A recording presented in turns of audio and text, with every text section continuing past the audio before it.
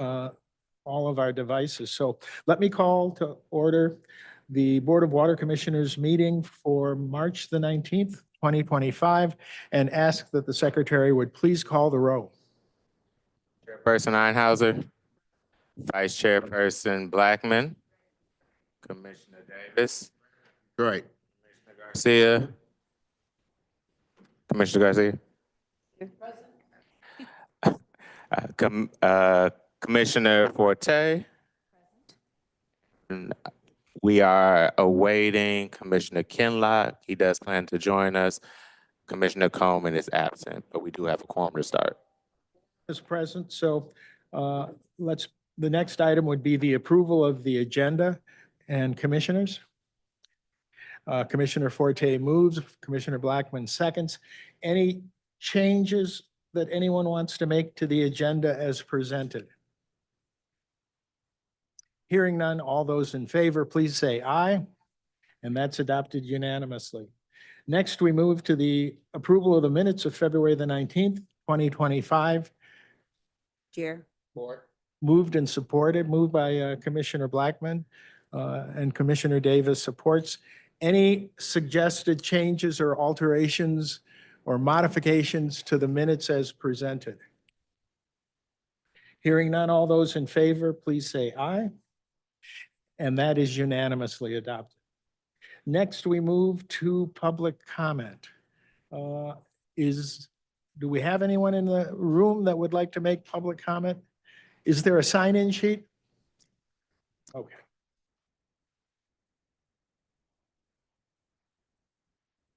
I'll be reading the rules of the road for public comment. All right, thank you.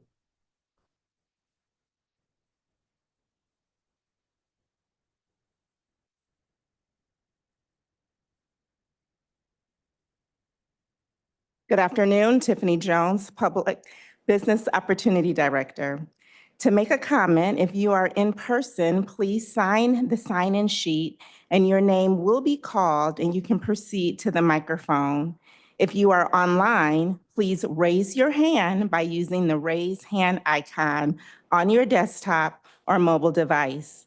If you are calling into the meeting by phone, press *9 to raise your hand. If you are online using the Zoom app or on the phone, after your name is called, you will get permission to unmute. In order to begin speaking, you will have to unmute yourself. To do so, press the unmute button, which is the microphone icon. If you're online or on the app, *6 if you are calling in. You will have a limit of 3 minutes to make your comment. There will be a timer indicating your remaining time. If you're online and make a comment, we kindly request that you fill out the comment card link that's located in the chat. With this information, we can follow up appropriately. If you are unable to click the link, please let us know and a phone number will be provided. You will only be called upon once, and once the chair closes public comment, there will be no other comments from the public, and all attendees will remain muted for the duration of the meeting. On-site comments will go first, followed by online and on the phone. Thank you for your attention, Mr. Chair. Thank you very much. And in terms of the people who are in the room, I'd like to call on Joyce Moore.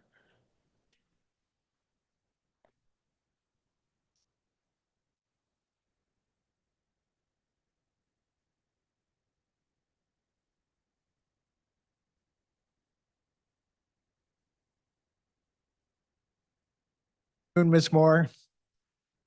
Commissioners, Gary Blackman. Hello. My name is Joyce Moore, and I'm here on behalf of my lot that I have written to you several times about. Over the years, about 20 years ago, I had it put next door to my home. My home is 2044, and the lot is 2050 Taylor. I speak fast. Okay, great. There we go. Sorry about that. The lot is at 2050 Taylor.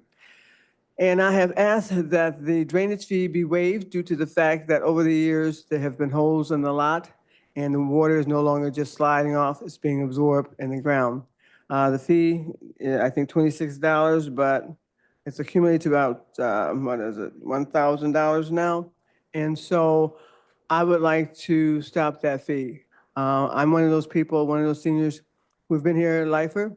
And when it came with the drainage fee, I already had it paved. A lot of people had it paved with asphalt or cement. And we asked that it be grandfathered in, that you consider a grandfather clause to eliminate this. We've been here for over 20 years and you did not. So I'm here to ask you to remove the drainage fee off of my lot 2050 Taylor. Thank you. Thank you very much, ma'am. Next, Donna Davis.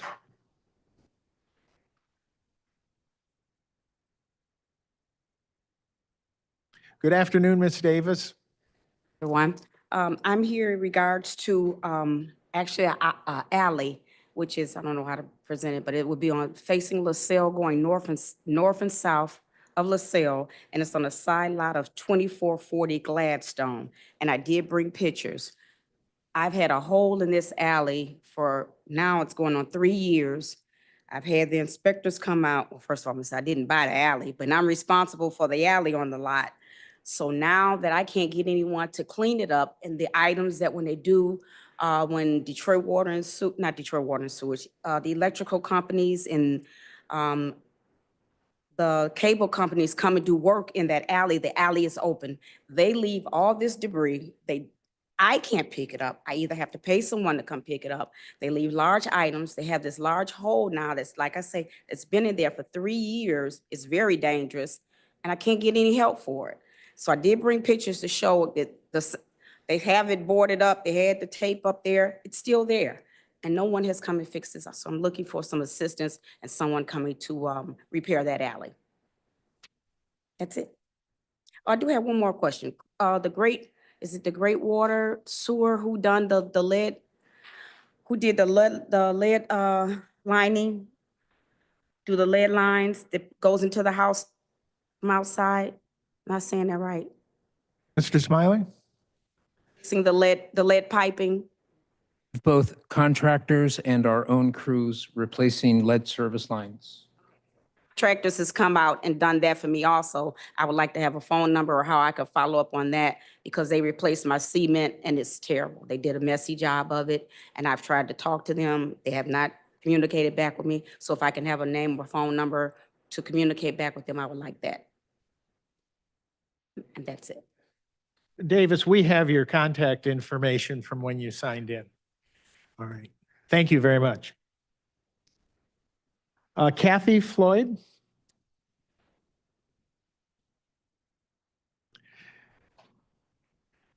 Good afternoon, ma'am. Everybody. Yes, my name is Kathy Floyd. I live at 9315 Peter Hunt, Detroit, Michigan.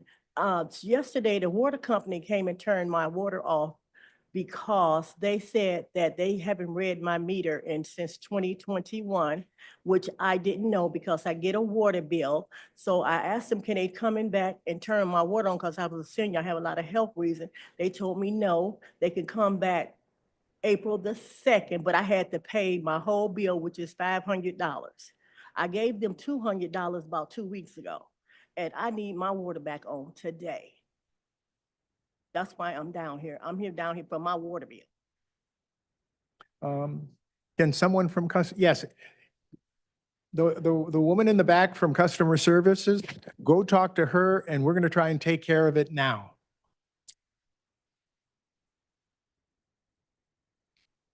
Is there anyone else physically present that would like to address the board? All right, is there anybody online? Mr. Chair, we do have some attendees online. The first person is Cicely McClellan. Say it again, please. Cicely McClellan. Ms. McMillan, can you hear me? Yes, and it's Oh. Cecily McClellan. You know, I should know better because you're a frequent commenter with us. How are you this afternoon? I'm doing fine, and you? Very well. You have the floor, ma'am. Okay, thank you. I'm calling as a representative with the people of Detroit, but also as a concerned citizen. And we've had a resident reach out to us that just recently received a letter indicating that she would no longer be on the Lifeline program. Now, she applied for recertification in November of 2024, and there was not, she didn't receive any notification that she didn't supply sufficient documentation or that she was not going to be continued on the program.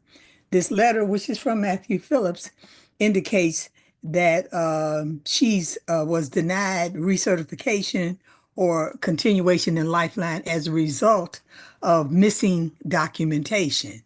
Well, if that's pretty strange in view of the fact that we're talking about November. But what we did do is we had a three-way conversation with Wayne Metro, who indicated and could not supply any verification that she had anything missing, but she put us on hold and then did her research. And when she came back, she indicated that this person or this resident was not on the list. And that a list is being supplied by DWSD to Wayne Metro, and they're no longer doing any recertifications.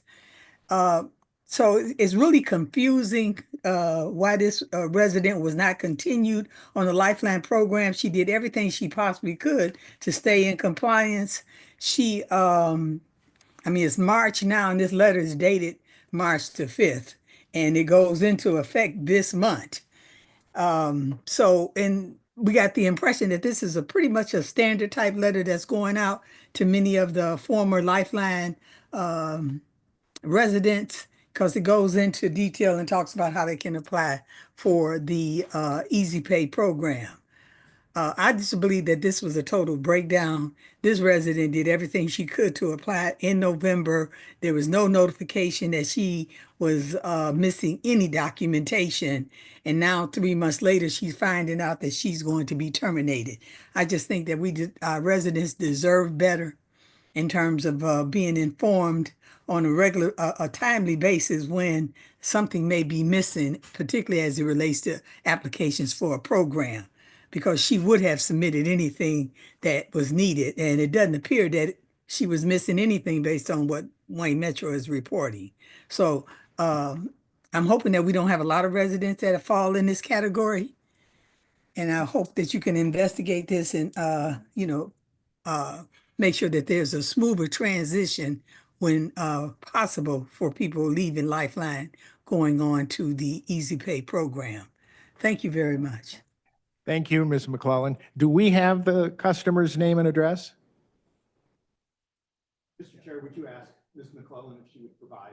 Yes, if you could provide it. Yeah, if you, yeah. I'll provide you with her account number, 7702321. You can do it in the comments on the Zoom or, Okay, okay. if I can. You have our Director of Customer Services email? No, may I have, can I communicate it to Mr. Phillips? Yes. Okay, yes, I do. All right, thank you, ma'am. Thank you. Mr. Chair, Ms. Norrell Hemphill. Ms. Hemphill, are you there? Yes, I am. May I be heard? Yes, you have the floor, ma'am. Good afternoon, to the Board of Water Commissioners and the Chair. My name is Norrell Hemphill, and I am with We the People of Detroit. I wanted to start where Miss Leslie McClellan left off with the Lifeline program. And we will follow up with Matthew Phillips to get that information to DWSD for that resident. So what we've seen and what we've heard is that was just one illustration of residents reporting that they're either receiving large bills, their regular bills, they were somehow behind, didn't know it, and now they are not they're receiving a large bill due to not being in Lifeline. With the list from Wayne Metro, can you provide more information about how those customers are being selected to participate in the program? We know that the Lifeline program is currently being right-sized due to the lack of funding to sustain the program level that it was at, which it was supporting about just under 28,000 households. And now it has funding to support 11,000. if I remember correctly. With that, is there a bridge program to allow customers to go from Lifeline to either regular billing or to that Easy Pay program? And then also, since most of the residents, about 90%, who were in Lifeline were being billed at that $18 tier, which means they were some of the lowest income residents, their income being from 0% to 135% of the federal poverty level.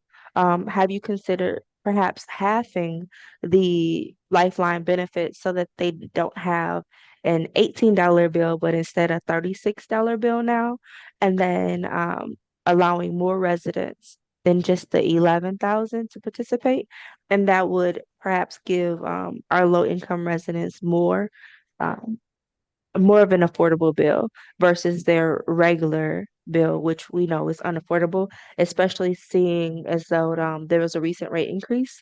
Um, and we're unsure on what that increase means for Detroiters, but we know that water rates in Detroit were already unaffordable, and there were already about 60,000 residents who were behind in their water bill.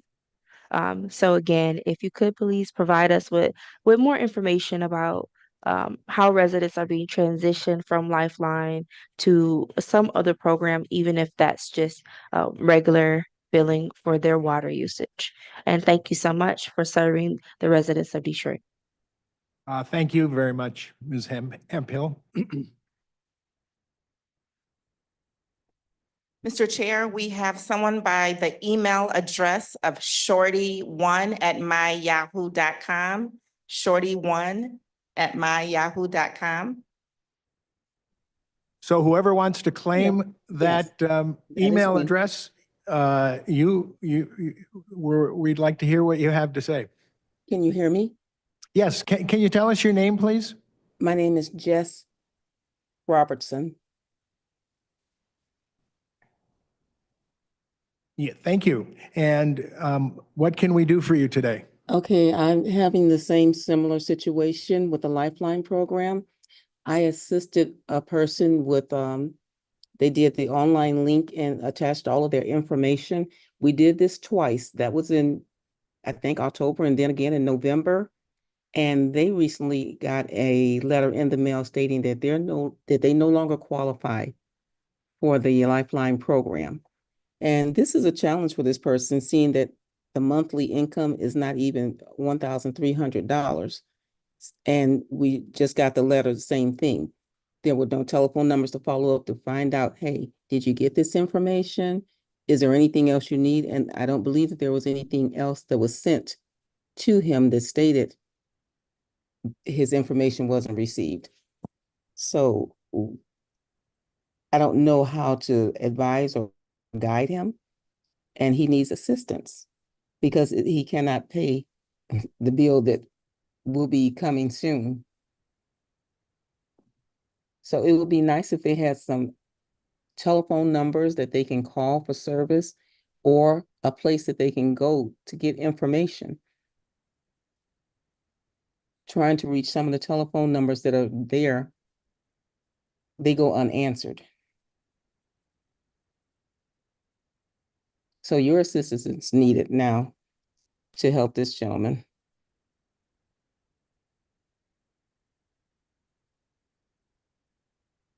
All right, thank you very much.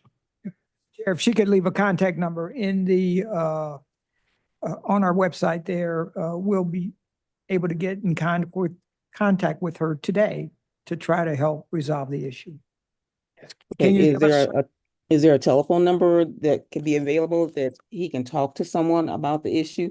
Because I personally attached this information for them upon 2 occasions.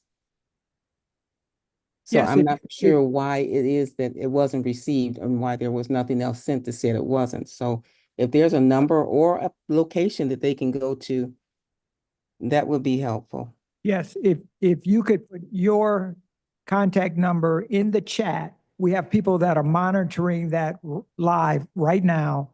Okay. And we will call you back with the information that you need to assist that person. All right, great. Thank you. You're welcome. Mr. Chair, we have Gwendolyn Howard. Gwendolyn Howard. Ms. Powers? Howard, obviously, the translation is Howard, Gwendolyn Howard. Good afternoon. Howard, Um, you know, for guess who left their hearing aids at home? I know it's Me. not working for you. I got it.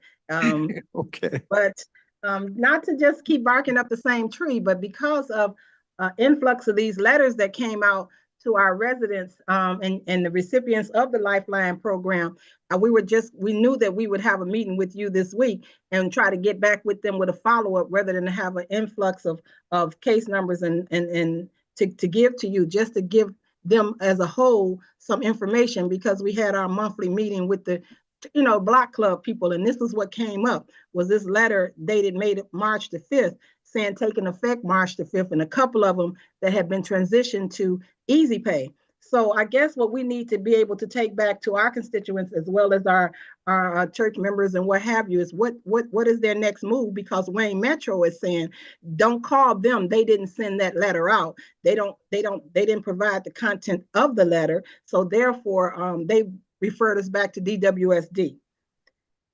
So we're just trying to find out what to tell the customers, the same ones when you started the Lifeline program that we solicited to get to this program because it was the best thing going for them. So we owe them that, to give them some current information on what's really going on. And then there are a few that were transitioned to the Easy Pay, and her payment this month is $113 due. And it had in red letters that if you didn't pay this, then the whole balance of $413 or $489 would be due, or to avoid shutoff. So it's a lot going on all of a sudden when we had a dry period right here making this transition to Easy Pay from the Lifeline program. So can you help us and give us some directives on what to tell these customers, or maybe next month they'll all be in your lobby.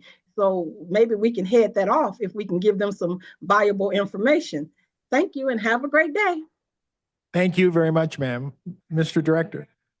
To put some context around the issue. It didn't just crop up this week. We've been trying to get people recertified since August last year. This is not the recertification process and program is a state of Michigan requirement. It's not a DWSD requirement. It's a state of Michigan requirement. The state of Michigan pays Wayne Metro to help customers get through the process. Unfortunately, our resources have been cut for the program, more than in half, and 6,000 of our customers that were in Lifeline getting an $18 bill were sent a letter saying that the funding is not available at this time in order to keep them in the program. And they were seamlessly rolled into Easy Pay. And I believe the $10 down payment was even waived. So we seamlessly rolled them into Easy Pay to give them 3 years to be able to manage through any arrears that they may have. And those should be minimum. If they were currently in Lifeline, their arrears were paid off. And so we're hopeful that they have small amounts of arrears. We give them 3 years to pay them off. And now they're getting a normal bill.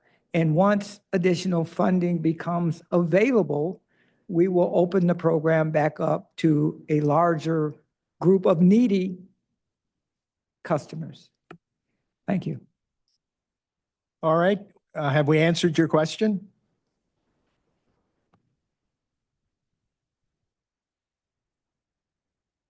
Nope, I guess she is gone. Mr. Chair, Mr. Miko Williams. Mr. Williams. Yes, hi. Good afternoon, board members. D'Amico Williams, Chief Director, Hydrate Detroit. I just want to respond to what I just heard. This is a total breakdown. It's just sad. The people that have been paying their bills, the people that have been trying to stay current and to stay along with this program are now going to be put off. I mean, you can say whatever you want. I mean, it makes no sense that there should be a safety net where people should not be shut off or put off the program. And we don't have any representatives from the state of Michigan or anyone talking to us in how to fix this problem and how to sustain this program. I'm trying not to assign blame. I'm trying not to assign responsibility, but I'm trying to help fix the situation. But now it's getting out of my control because it's going beyond what this body can do and what we as activists can do until it's the state of Michigan that steps up, Big Gretch, and you all have access to her to make her come down here and to do a funding appropriation by executive order for emergency water in the state of Michigan, but mostly to the people that are in need. Wow, I didn't even call in for that, but I done lost my train of thought after hearing this response that the Lifeline program that I have personally recommended to people are now being told that they're not going to be able to have any funding. So you might have to go back to paying $100 water bills. DTE is over $700 for most families. These water bills, including the recent rates, are too much. We can't afford this. I keep saying can't pay, won't pay, but I know City of Detroit and State of Michigan residents, they're not going to boycott their water. They're not like Ireland. At least the water protesters in Ireland, they kept the water services separate, but they fought privatization and they fought the rate structure to where they had it in their taxes. So they paid their taxes, so they got free water through their taxes that they were paying over in Dublin, Cork, and all of Ireland. So again, I throw myself on this table because it's March 19th, and I called in here to say, please do not shut off water during this period of the springtime. I see it's getting warm, but give people a chance and an opportunity. And I would like for someone to outreach to me so we can sit down and figure out what to do so that we can aid our citizens so they're not back in fear and intimidation. Hydrate Detroit appreciate the water department. We appreciate the relationship we built, and we appreciate all of the efforts to make sure that people can pay on their water bills, but we want to make sure everybody has a right to clean water. Thank you. Thank you, Miko. Mr. Chair, there are no other hands raised.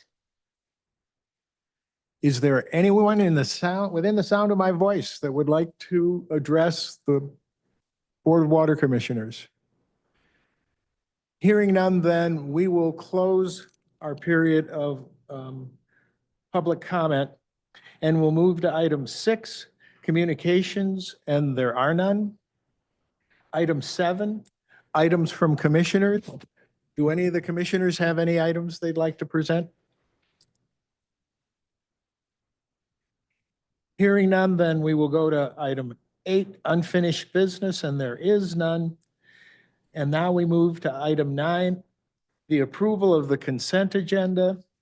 And these are items 9A through H.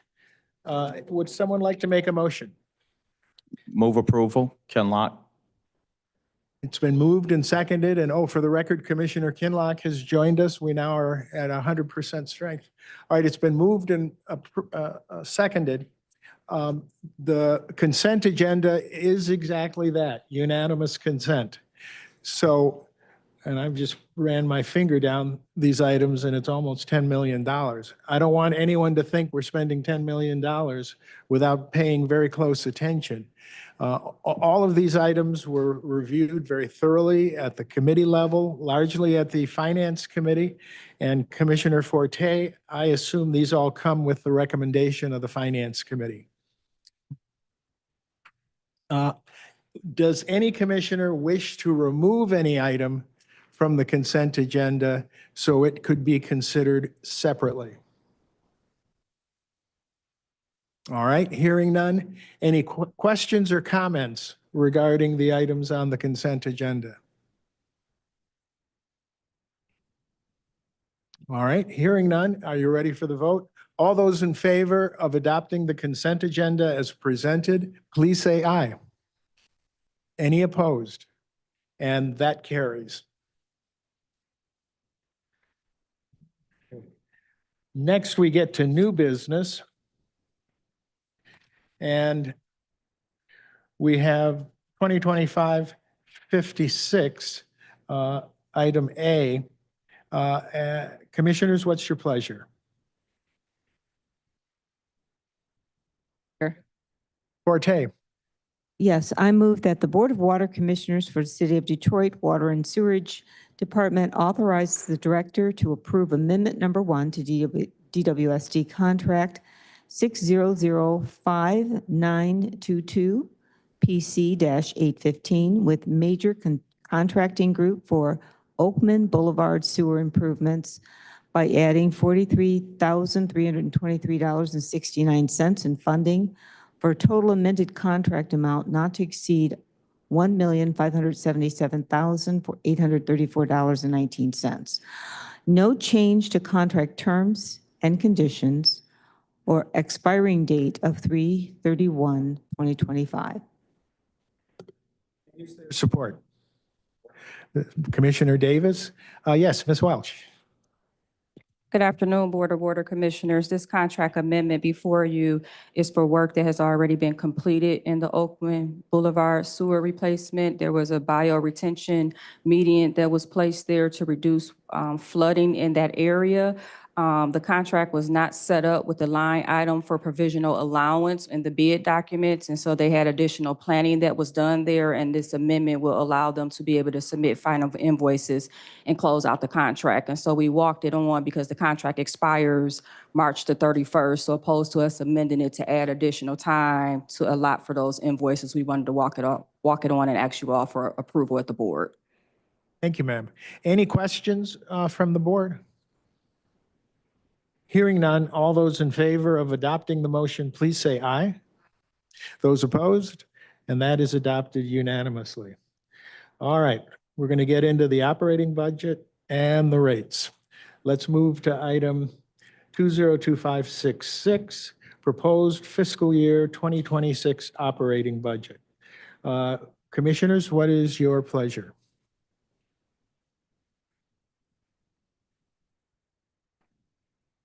Can we make it, would someone like to make the motion? What page is the resolution on, or do we need to read the resolution? The resolution is 7, yeah. Mr. Ryman is going to do a presentation before we go into the vote. Is on page 70 and 71. But Mr. Rahman, why don't you tell us, we've obviously been through the budget stuff, particularly at the Finance Committee, but please give us a summary of the budget that is being proposed. Can you hear me? No. Commissioners, my name is Istakar Rahman. I'm the Chief Financial Officer, Detroit Water and Sewer Department. Today, I'll be presenting you the fiscal year 2026 operating budget and also the schedule of rates and charges for the new fiscal year. We will start briefly talking about some of the factors that we consider while we come up with the budget for the fiscal year. And then these factors are in our minds while we come up with the numbers. The topmost consideration in our mind is affordability. We want to make sure that the rates we come up with are affordable to our citizens and our residents. So affordability is to keep the rates below 4%. That's a commitment, and support water conservation initiatives. Is also a very key consideration in terms of determining our overall budget. We believe in compassionate and responsive customer service. And at the heart of it is operations. So operations that support and preserve public health, meet or exceed all regulations, whether be it federal, state, or local. Employee safety and safety of our infrastructure, all our assets is paramount, is critical for us. We also believe in upgrading our systems. We cannot be living in the past with 100-year-old infrastructure. So we got to keep an eye on upgrading our systems continuously, including lead service line replacement. And finally, last but not least in importance is employee focus. We want to make sure we hire, retain great talent in DWSD. Turning the slide, I'm going to just summarize some of the key highlights for FY 2026 budget. This budget was developed, again, as I mentioned before, keeping affordability at the top of our list. At the same time, we didn't want to compromise on our service initiatives and our service goals.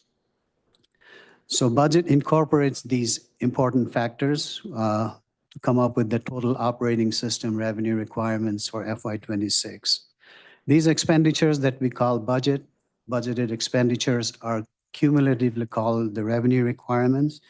And these revenue requirements for the system as a whole has gone up by 5.2% or roughly $26 million for FY 26. Departmental or direct expenses increased by 5.6%, approximately $6 million in this overall budget structure. Non-departmental expenses, we sometimes call indirect expenses, increased by $20.2 million, roughly 5.2%. Revenue finance capital, which is the smallest component of our revenue, of our cost structure, is pegged at $2.6 million. In fact, a reduction of about $300,000 for 26. Now, the increase in revenue requirement for 26 is primarily due to increase in Great Lakes Water Authority's wholesale charges. Those charges increased by $12.3 million for our 26 budget. We've also got a bad debt expense estimate of $6.1 million. Our personnel expenses of $2.1 million increase, along with non-personnel expense increase of $3.4 million. We also had a $1.9 million increase in our pension expense. Personnel cost increase mainly due to we are including in our budget net increase of 20 FTEs. These FTEs are all for operations. None of them relates to administration or any other cost centers, but they're all focused on operations and are critical for our service level initiatives and also to catch up on our backlog. The total system-wide revenue requirement comes to $521.3 million. It is offset by non-rate revenue as well as non-retail revenue of approximately $26 million, resulting in a net increase just in rate revenue of 4.8%, roughly about $495 million.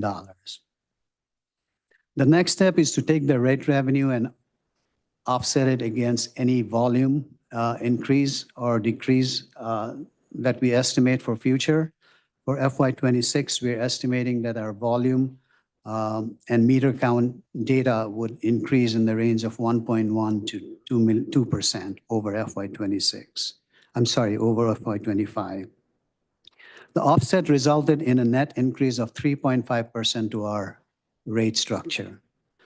So the budget today, at the end of it, we will be proposing a 3.5% increase in rates across the system for our water, sewer, and drainage services. Now, just keep in mind that this rate increase is consistent with the inflation environment in our country here. Inflation has been over 3% throughout the year, kind of settled down at 3% at December. Slight adjustment in January and February, but generally speaking, it's 3% or over 3%. So we tried our best to keep that within consistent with the inflationary environment, and that's how we believe the 3.5% increase is what's in our budget. At this point, I want to ask if the commissioners have any questions about what they've heard, because the next item we're going to go to after we adopt the budget is to adopt the rates. And here's where he's given us the basis for the recommendation. Questions from the board? Commissioner Kinlock? Chair. Recommendation of, a prime recommendation of Ishakar Rahman, Chief Financial Officer for the Detroit Board of Water, for the Detroit Water and Sewage Department. The Board of Water Commissioners for the City of Detroit, for the Board of Water Commission for the City of Detroit, Water and Sewage Department approves the proposed two-year operating budgets for fiscal years 2025 through 2026 and 2026 through 2027 for the Water Operating Fund in the amounts of $149,172,400 and $156,948,900 respectively, and that the Sewage Disposal Operating Fund any amounts of $372,141,400 and $389,220,220,200 respectively, and further authorizes the Director and Chief Financial Officer to take such other action as may be necessary to accomplish the intent of this vote. Support. Mr. Rahman, please continue. The motion is now before us. So this report has been extensively discussed with the Finance Committee on March 12th, but I'll go through the slides just to give you a sense of how we came up with the revenue requirement and how we came up with the cost structure. So on the next slide, this is the revenue requirement slide. It kind of summarizes our revenues that we require to cover the projected expenses on a system-wide basis. There are three components to it, the departmental expenses, non-departmental expenses, and revenue finance capital that kind of make up our revenue requirement. And it's also broken down by how much of that total revenue requirement belongs to the water fund as well as the sewer fund. Now, just to keep in mind that our revenue requirement is made up of two different sources of revenues. One is called the retail revenue, and the other one is non-retail revenue. And I'll jump into those in the next slides.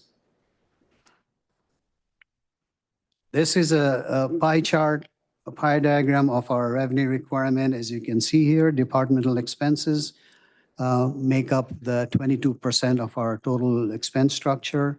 Non-departmental expenses, which is we call the indirect expenses, over which we have little or no control, makes up 78% of our operating budget.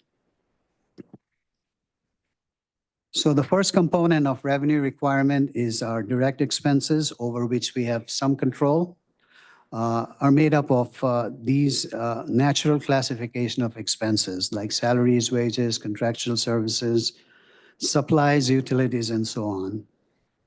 These expenses are projected to increase by 5.6%, roughly $6 million. As you can see, majority of the increases are in salaries and wages because of the 20 new FTEs that we are projecting to include in our operation next year. Accompanied by that is supplies and other, which is necessary as we have expanded need for more folks in our system. This will provide the necessary cost and equipment that's necessary to expand our services. The next slide is just a graphical presentation of our total departmental expenses. As you see here, salaries, wages, and benefits make up more than 50% of our total direct cost budget, which is the budget that we control. Again, the increase is because of the FTE addition to our system, basically to deliver on our services and our catching up on our service backlogs. The second component of our revenue requirement is the non-departmental expenses. This is where, as I mentioned before, where we have very little control. These are made up of wholesale charges, which is controlled by Great Lakes Water Authority, It also has bad debts and our debt service. Both our pre-bifurcation as well as our post-bifurcation debt obligation over which we have no control. So if you look at the chart, you'll see that Great Lakes Water, GLWA has $12.3 million increase in their wholesale charges, which becomes part of our budget and therefore our rate structure. Bad debt has increased by 6.1%. $6.1 million, mainly based on our collection history and recent collection patterns. Bad debt in the past was at a certain percentage, which we have increased by 1% for water and sewer services this year. For drainage services, we have kept it the same, what we used in the past, which was water and sewer, we kept it at 10%, and for drainage, it's at 17%. The next slide, again, just to show you the large chunk of this non-departmental expenses, the big blue pie chart representation, which is wholesale charges, makes up 60% of our non-departmental charges. And one of the reasons we got delayed this year with the budget is because we had to wait for our GLWA to finalize their revenue requirements, which becomes part of our budget as far as DWSD share is concerned. So I mentioned before there are two main sources of revenues that support our expenses. One is called the retail revenue, and then the next one is non-retail revenue. So there are two components to the retail revenue part. One is the rate revenue. As you see, the commodity charges, the service charges, drainage, these are charges for our services, and it becomes part of our rate revenue determination. The second part of retail revenue is called the non-rate revenue. These are made up of other charges such as permit fees, penalties, and other kinds of fees that we have to charge our customers. So those two components will make up our retail revenue. Then we also have a non-retail component to this. These are expenses that has not a whole lot to do with our operation. These are shared services, IWC, which is industrial waste charges, and Great Lakes Water Authority's share of legacy costs, because they do share in our pension costs and some of our debt service for BNC notes.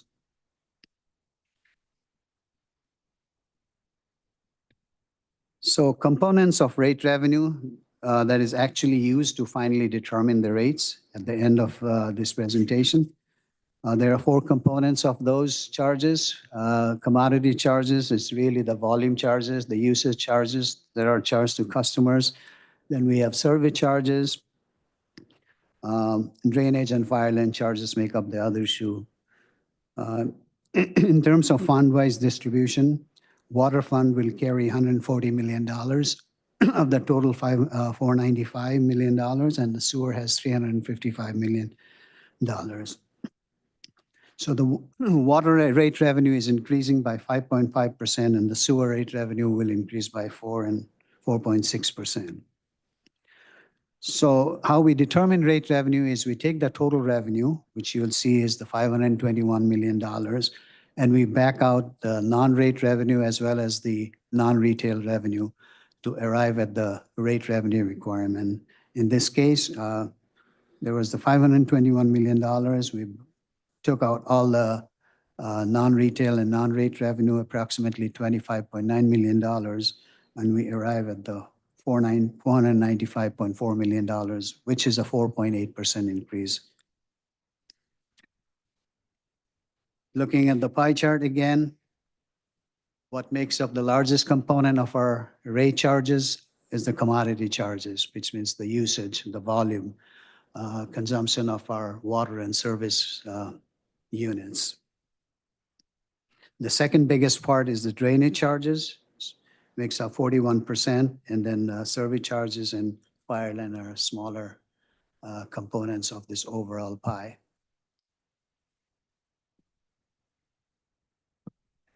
Slides are just a summary of revenues and expenses, including expenses by appropriation. Just a summary of all that I have talked about. All these numbers will add up to the summary that I discussed on page 3. Then this chart summarizes our FTEs for the year. As you'll see here, we have increased 11 in maintenance and repairs. Meter operations is 11, so that's 22. They're offset by 2 deductions across the other cost centers for a total of 20 net increases. The next slide is a summary of our volume and rate data. As I mentioned before, our rate revenue increase is offset by increase in our volume percentages. So for FY26, we are projecting that our water volume as well as our meter equivalents will increase by 1.9%. Again, this increase is based on past history, and we took the data for the last 18 months. And we are projecting safely that we could say we will increase our volume and meter count or meter equivalents by 1.9%. So this 1.9% is actually helping offset the rate revenue increase of 4.8% and brings it down to 3.5%. So this was the slide for the water fund, and the next one is similar. It's a sewer fund. Here, our projection is slightly lower. Instead of 1.9, we are projecting a 1.1% growth, both for our volumetric component as well as the meter equivalents. BIA, which is the billable impervious acres for our drainage system, is also projected to increase. At this point, we are saying we probably project a 900 acres more than what we had in 2025.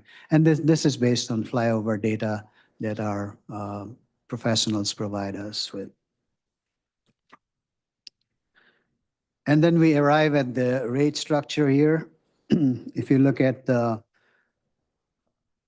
comparison between FY25 and FY26 and the change between the 2 years, as I mentioned before, a 3.5% rate increase for all our services necessary to cover our revenue requirements. The 3.5% increase for water tier 1, that's, for example, if we take tier 1 under the water fund, the 3.5% increase of 93 cents per MCF, or this 93 cents is an increase for 7,480 gallons of water. For tier 2 customers, it's $1.65 increase per MCF again, which is $1.65 increase over 7,480 gallons. Now, if we start converting it into gallons, the increase comes to less than 1 cent. If you compare the 2 years and a dollar increase, converting it per gallon charge would be less than 1 cent compared to FY25. The new tier rates for tier 1 in terms of gallon would be 0.004 cents per gallon. And for tier 2, it would be 0.0007 cent per gallon. 3.5% sewer volumetric rate increase translates to $2.05 per MCF. Again, $2.05 for 7,480 gallons of water. Translating into gallons is again very minuscule. It's 0.0003 cent per gallon. Service rates are 28 cents and 23 cents per equivalent unit per month for both water and sewer. The 3.5% increase in drainage translates to $24.82 per acre per month. So this is our overall rate structure for FY26. The next 2 slides, we'll quickly run through those. These are the charges for fees and for various services we offer our customers. The ones highlighted in red are the new ones. So you'd see that the first service, which was complimentary in the past, we're going to be charging nominal amounts. The second one, which is the stop box replacement, we're increasing it from $1,500 to $2,000. There's another service called Water Service Line permit interpretation down from $660 to $650. And finally, we have a hydro excavation, which will be a new charge of $400. Everything else, we have not changed the pricing on. All the other services remain the same.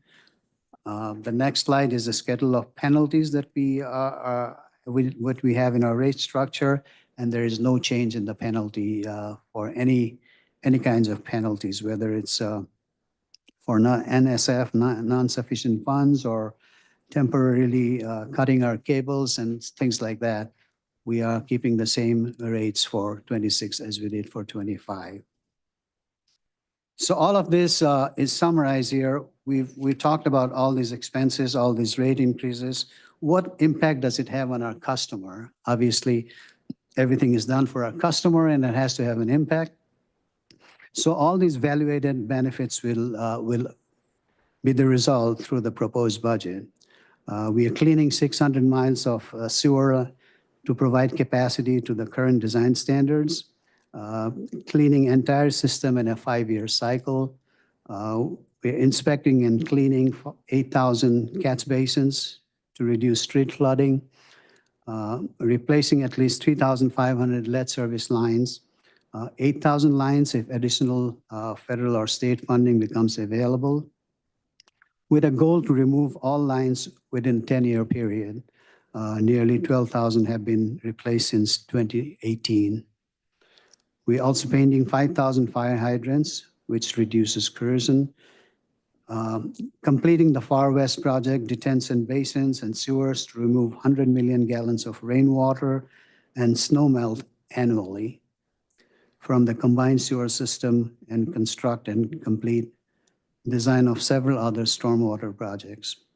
We continue to provide and procure resources to support water affordability through the Lifeline Plan and an effective payment plan through Easy Pay for the benefit of our customers, in keeping with our water services, in keeping water services on while improving the collection rate. The next slide has the next steps in this budget process. Today, we are seeking your approval for the FY26 budget, as well as the schedule of rates and fees. The next is, once we get your approval, we have our city council meeting where we present our operating budget to the city council members. That'll happen on March 21st. And finally, the new rates, if approved today, will go into effect July 1st of 2025. That concludes the presentation. Again, happy to answer any questions. Questions from commissioners? I just have a comment. We hear a lot of public comment about the person that got, that's no longer in Lifeline. But I just want to assure you that there are more than 10,000 customers that still enjoy the benefits of the Lifeline program. And as was just discussed, and as you already know, we cannot use rate dollars to offset affordability programs. Rate dollars have to go back into the system to rebuild the system. I cannot use rate dollars to offset someone's bill because of their income. There's one exception, and that's what we call the Cox order that allowed the Great Lakes Water Authority to allow all communities within Great Lakes, and certainly Detroit is one of them, to be able to use 0.5, 0.5% of our operating budget towards the RAP program, which is an affordability program. This board doubled the amount to 1%. The rest of all of GLEWA is still at 0.5%, but we increase our allocation to the RAP program to 1% instead of 0.5%, like everybody else. So with that money, and I think if I read it right, it was approximately $2.4 million for next year. To run the Lifeline program as it was designed and as we were able to run it the last couple of years, it would take in excess of $25 million. And we currently are providing from DWSD 2.4.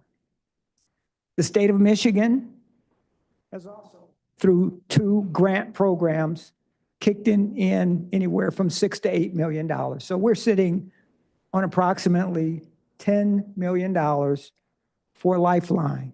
Again, it would take $25 million in order to service 27,000 residents. We have approximately a little more than 10,000, and Matt knows the exact number. So, where are we? As you know, we've been to Washington, and I have meetings scheduled with Congress members on both sides of the aisle the first week of April to go in and once again make a plea for additional funding similar to what the energy sector enjoys for gas. And we'll be making that pitch the first week of April. We weren't successful last year. Senator Chang's legislation at the state level, we spent a year and a half writing legislation that asked for originally $2 for every meter in the state of Michigan to accumulate a pool of money for every community in the state of Michigan to be able to draw from for programs like Lifeline. And we never even got it to a vote. So we weren't successful. And I don't want to lose sight of the fact that the advocates were with us in Lansing. They were with us in Washington. We thank them. We're side by side. I passed them in the halls in Congress, doing the same thing that I'm doing, advocating for dollars for these programs. But we were not successful. And so, yes, we will take a look at Lifeline. And there are options.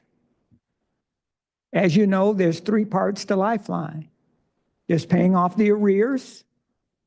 There's covering the gap payment, the $18 to whatever the bill is.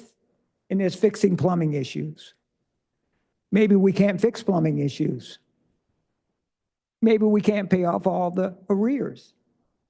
Maybe we have to give them years to pay down the arrears and we can cover the gap payment. Maybe we don't use 1.8% of household income. Maybe we take it to 3 and we increase the amount that they have to pay from $18 to $36, as was suggested by Ms. Henry, We the People of Detroit. We're going to look at all those options. So the state's budget starts in October. The money that we have from the state will run out in October. If it gets renewed, we'll have $10 or $11 million next year like we have this year. If it does not get renewed and we only have the RAP dollars, we'll have a hard look at altering the program to be able to service as many people as possible. But we have to live within the budget. I cannot continue to put people into a program that there are no dollars available. And certainly, I want this board to be assured that it is not from a lack of us trying to get these dollars. We're looking everywhere we can to find dollars for plumbing issues and in home repair programs and for arrears everywhere we can look. And so, you know, I know it's distressing to say that we sent out letters to 6,000 residents that they're no longer able to be in Lifeline, but when we put them seamlessly into Easy Pay, they're protected from shut off. They're protected from shut off. And so this budget has $2.3 million going into Lifeline. Depending on what we get from the state will depend on how we alter the program to be able to serve as many people as possible. And I'll leave it at that, but I didn't want that figure to go across the screen without putting some context around the dollars available for Lifeline. All right, thank you very much. The motion has been read. It's been moved and seconded regarding the adoption of the budget. Any questions or comments? Commissioner Garcia. When you look at any kind of budget or at least the increase on an average family, and I think that that's when we look at is how it's going to impact them. Is it, you know, say you have a water bill monthly that's $80. What is the average that it would go up to with the increase? This budget has, as I said, per gallon rate increase of less than a cent. So I anticipate it'll be very minimal, if at all. Somewhere between 93 cents and $1.65. For every, I'm trying to figure this out. And how, would this impact at all the Lifeline situation? I mean, obviously, when you, yeah, it would increase their cost also? Okay. Right now in Lifeline, they pay 1.8% of their household income. So depending on if their bill went up by $1.65, they would still only pay 1.8% of their household income. That's the beauty of Lifeline, is that it's an income-based program. It's not based on what the bill is. It's based on what they can afford to pay. Didn't get any help from Lansing, am I correct? None. Okay.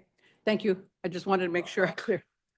To be clear, though, we do get about $8 million from Lansing. We didn't get any help from our legislators with regards to the legislation that was written that would create long-term funding for the program. Thank you. Thank you, Mr. Thank you, ma'am. Any other questions from board members?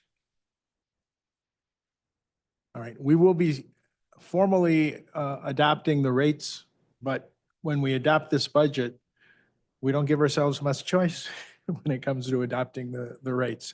All right. All those in favor of adopting? Also, I would ask Mr. Secretary, please call the roll. Roll call, we do have to read page 70 and 71 in its entirety. Resolution, what page is that on? 71, okay. Oh, it was on the, excuse me. Okay. Ooh. Okay, whereas the Great Lakes Water Authority assumed operation of the regional water and sewer system, and the Detroit Water and Sewage Department continued operations of the retail water and sewer system on January 1st, 2016, pursuant to lease agreements between GLEWA and the City of Detroit dated June 12th, 2015.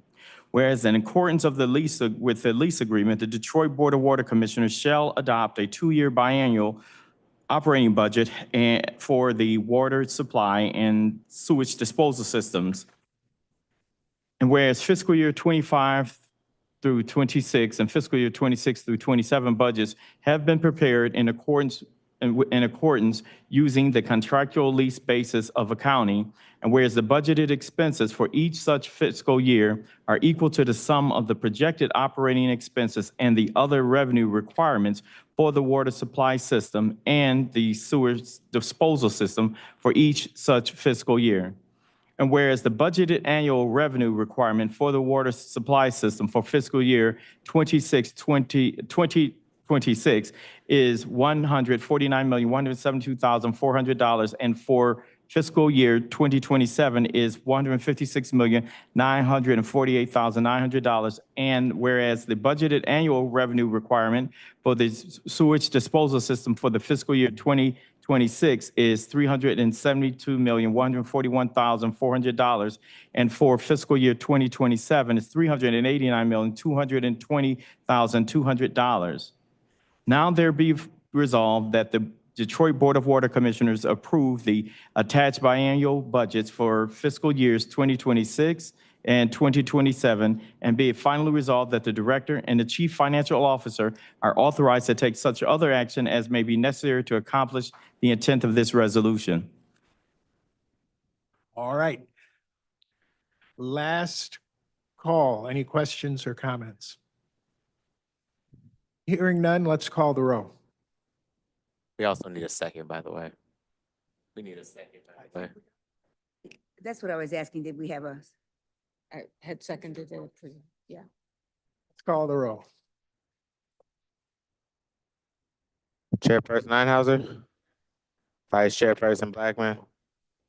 Commissioner Davis? Commissioner Garcia? Commissioner Kinlaw? Yes. That is adopted unanimously.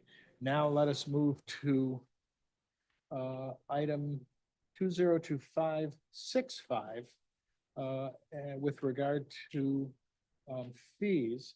And I would ask if anyone would like to make that motion by reading the resolution on page 101. Mr. Chair.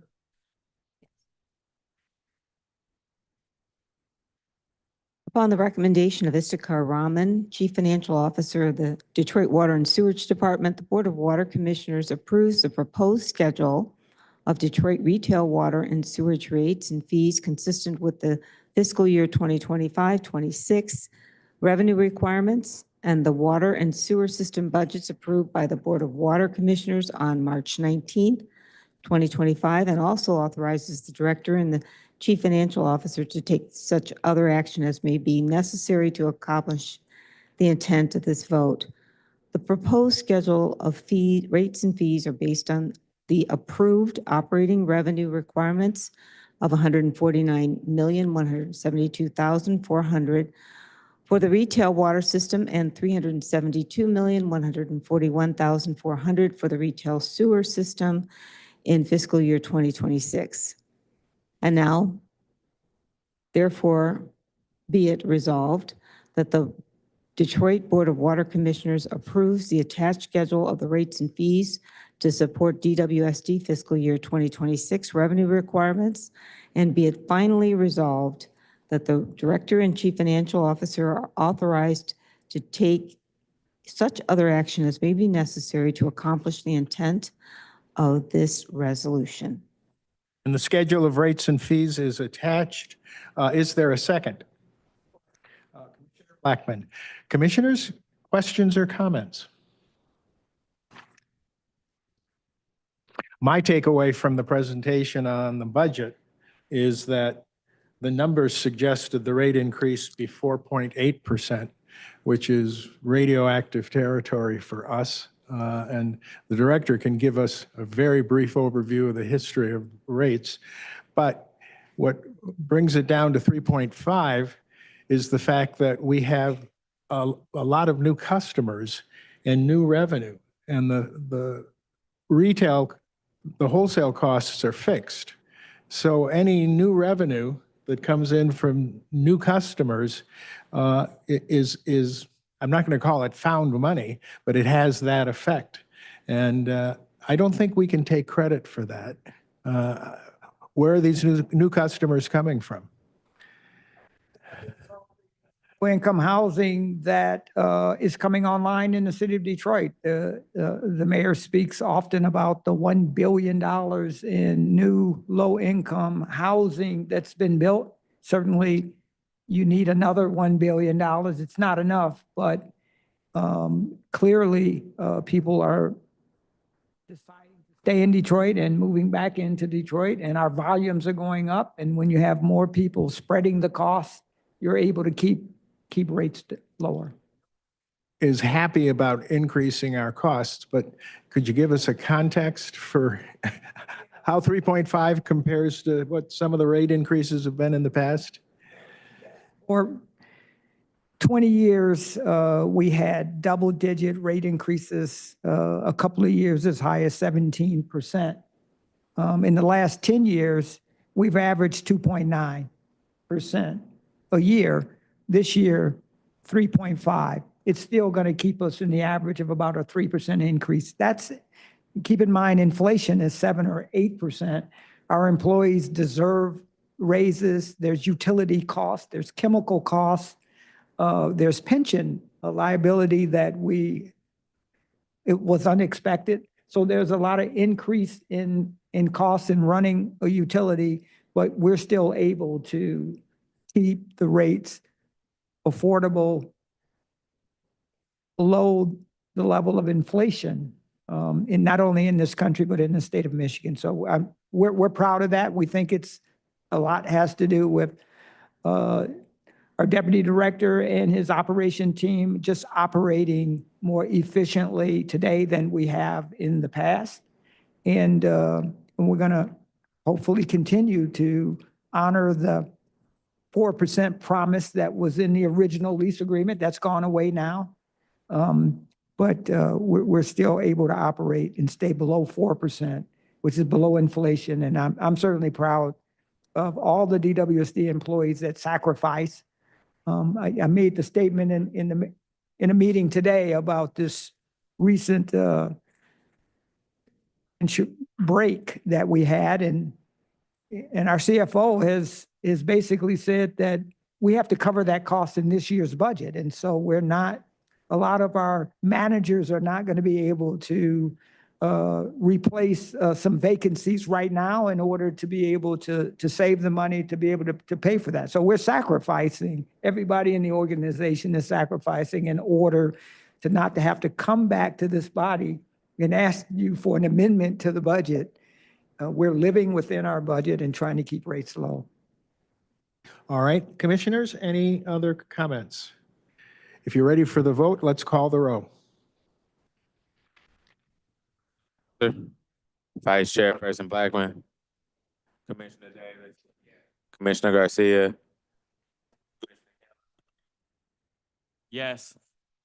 Commissioner Forte. And that is unanimously adopted. Next, we're going to go into executive session, I believe. So we need to cover item number 2025-67 on the Director Smalley will address. can someone read the resolution on page 133? And let's put the motion before us. If you don't have, you can be there. Commissioner Davis? 1 second.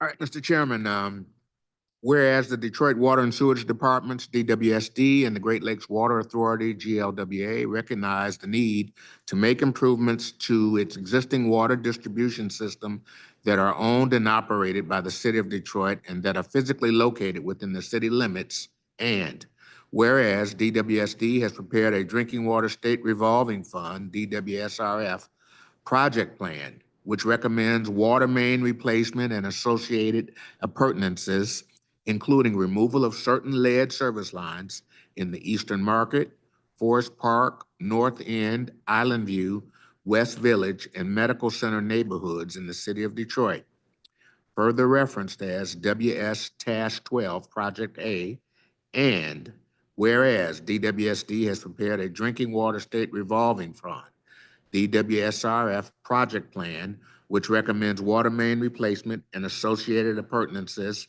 including removal of certain lead service lines in the Central Southwest, Springwells, Michigan Martin, Hubbard Farms, and Claytown neighborhoods in the city of Detroit. Further referenced as WS Task 13 Project B, and whereas DWSD has prepared a Drinking Water State Revolving Fund, DWSRF project plan, which recommends lead service line replacement and associated appurtenances in select neighborhoods in the city of Detroit. And whereas said project plan was presented at the public meeting held on Wednesday, March 19th, 2025, and all public comments have been considered and addressed. And whereas DWSD formally adopted said project plan and agreed to implement the identified selected alternative of water main and lead service line replacements as described in said document, as evidenced by the DWSD resolution. Now therefore be it resolved that the Detroit Water and Sewage Department formally adopts said project planning document and agrees to implement the selected project design.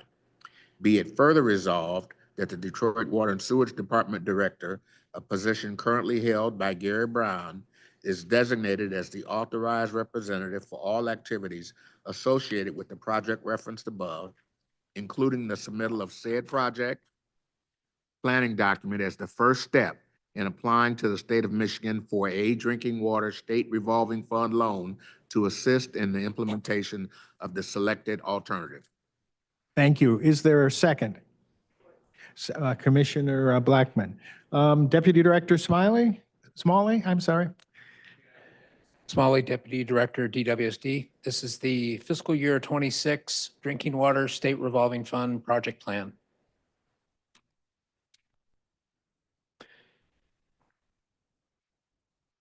DWSD is seeking low-interest DWSRF loans for fiscal year 26. We are well positioned to receive funding based on need. We are a disadvantaged community determined based on the state Eagles criteria. This allows us to finance any loans over a 30 or 40-year term instead of the typical 20-year. And we have benefited from principal forgiveness on prior loans through the Drinking Water SRF. Next.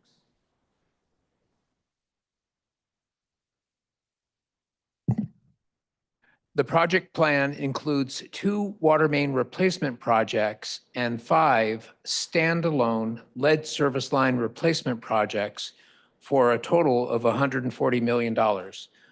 The construction will generally include excavation, hydro excavation of service lines, installations and rehabilitation of pipes, full replacement of lead service lines, pressure testing, chlorination, bacteria testing, backfilling, and of course, restoration of hard and soft improvements impacted by the construction.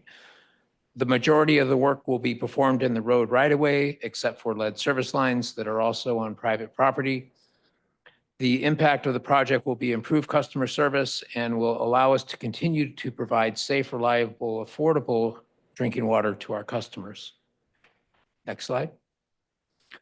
There are, of course, impacts from any construction project, but we have learned how to mitigate those through our through our requirements in our construction contracts. We anticipate no adverse impacts on any historical, archaeological, geographic, or cultural assets. The project is necessary so that we can continue to provide high-quality drinking water to our Detroit customers. The project plan includes water mains in need of replacement and/or rehabilitation.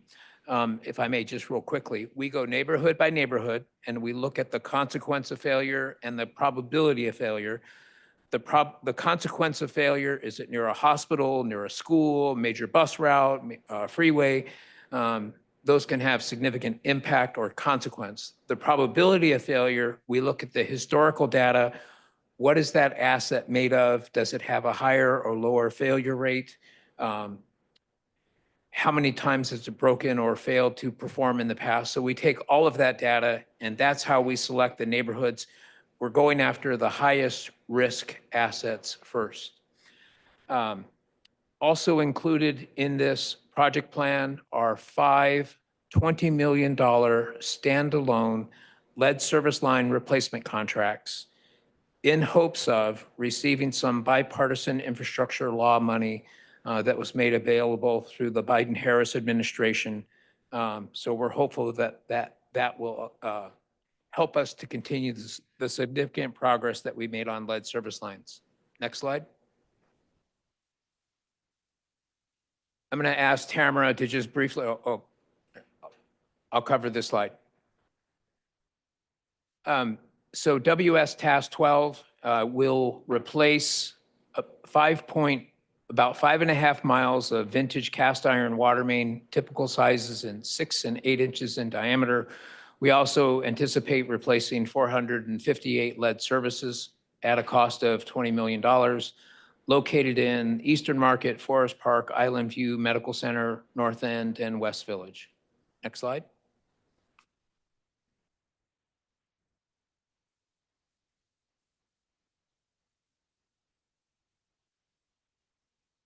You can just scroll through these, Tamara.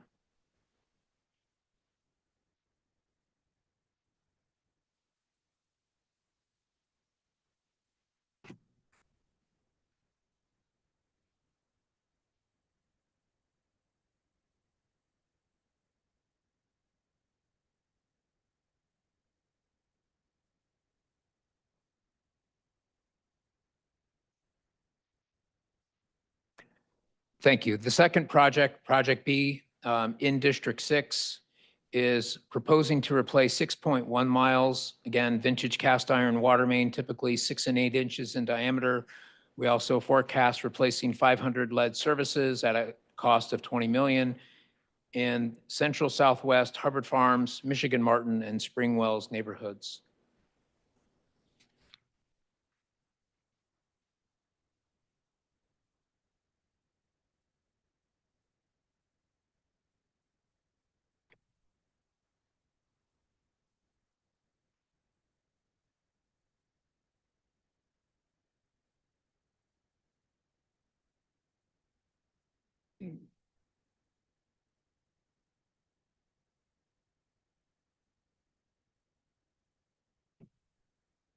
The 5 standalone lead service line projects that we're submitting on will replace 2,000 service lines of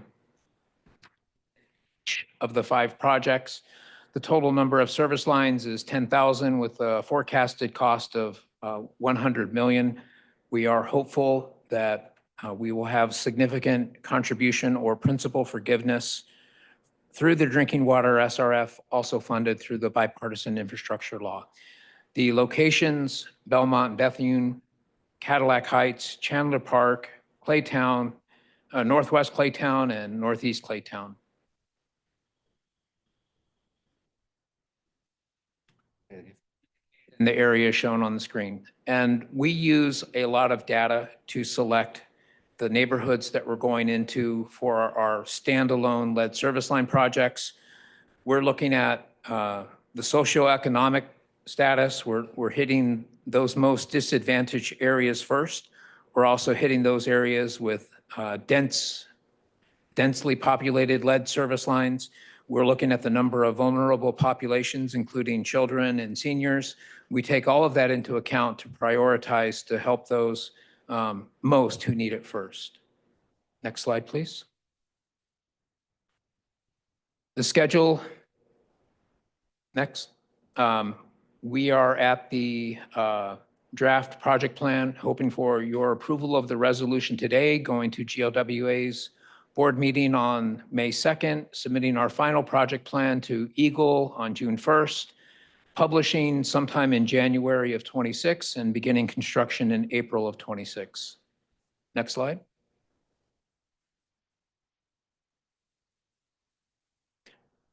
And we'd like to ask for your approval of the resolution.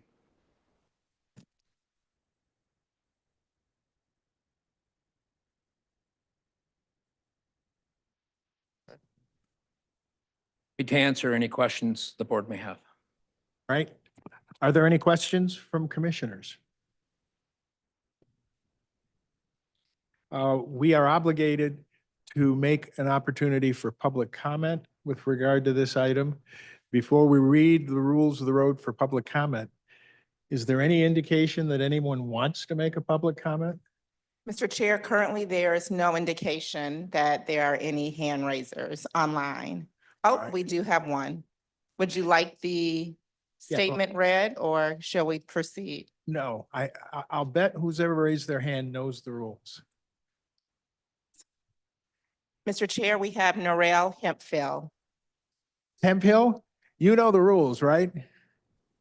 Yes, I do. Well, welcome back. You have the floor. Thank you. Attorney Norel Hemphill, Legal and Public Policy Manager at We the People of Detroit. I just had a quick question. I know that we have a lot of projects that are coming up for the drinking water fund and lead line replacement and clean water and all of these projects that are proposed. Is there any reason why we are not looking to hire more people within DWSD to perform these instead of giving out contracts? And would that be a cost savings to DWSD to hire instead of giving out contracts for people to fulfill these needs in the system?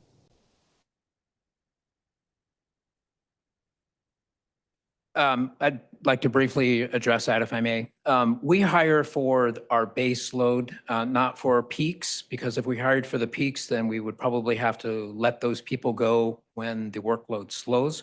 Much of this work is specialized, and while we do have DWSD employees replacing lead service lines on a daily basis, we are not replacing water mains, we are fixing them. We're doing the emergency type work. That's where we specialize, and I think we're one of the best in the country at doing that. But putting in brand new water mains is not our specialty. Thank you. Thank you, Ms. Hemphill. Is there anyone else? Mr. Chair, there are no more hands raised.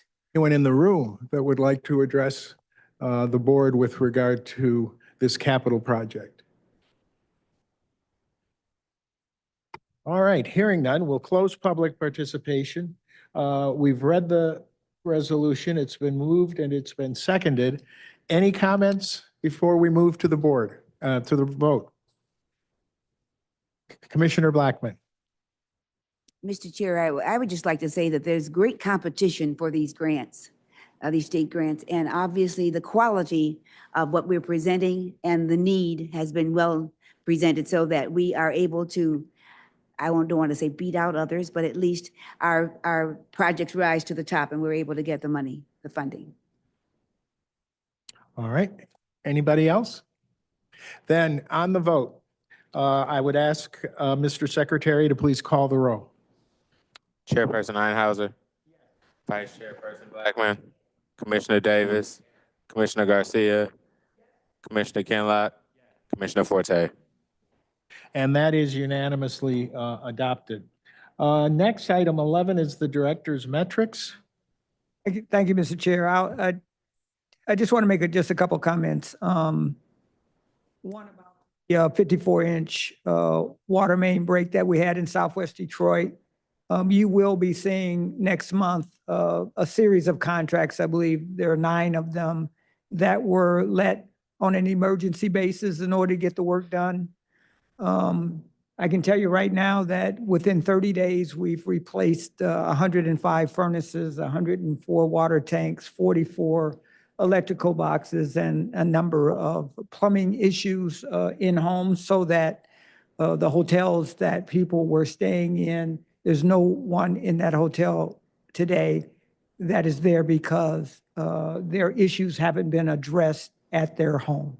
And so while there's still a punch list of things to get done that will be done next week, we anticipate that we'll be complete with this project by April 3rd. That's at least my goal. And I can't tell you how impressed I've been with staff that have worked on this project. I mean, when you think about it, there's nowhere in the country where in 30 days, you've had 418 houses that were affected, and they've all been put back together, at least to the point that people can move back in. They've been sanitized. We've removed debris. We've replaced furnaces and hot water tanks and replaced electrical boxes as well as a number of different burst pipes that took place during the very cold weather that this took place in. So you'll hear a lot more about the project. That's not what I wanted to alert you to. I want to alert you to the emergency contracts that were put in place that made that happen that you will see next month. With that said, I'll let Deputy Director Smalley. Just real briefly, we're celebrating a milestone. We've just replaced our 13,000th lead service line. We've started this work in 2018. We actually started it before it was a legal requirement. We've allocated $30 million in bond funding. That will certainly help us get the required 3,500 plus this year. And again, we're very hopeful that the SRF funding will come through so that we continue what I believe is one of the leading lead service line replacement programs in the country. Last week alone, we replaced 236 lead service lines. So it's a phenomenal pace that all of our team, our employees, our contractors, our inspectors, our engineers, they've done a great job. And I think that's sufficient for this update. Comments or questions? Issues. All right, next, comments by commissioners. Do any of the commissioners have any comments to make?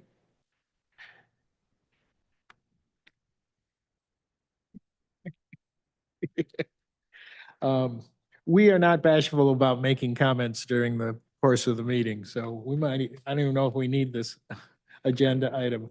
All right, comments by the chair, I have none. Other matters? There are none. Then there's a motion that I would like to be read for the Board of Commissioners to go into closed session. Commissioner? Commissioner Blackman?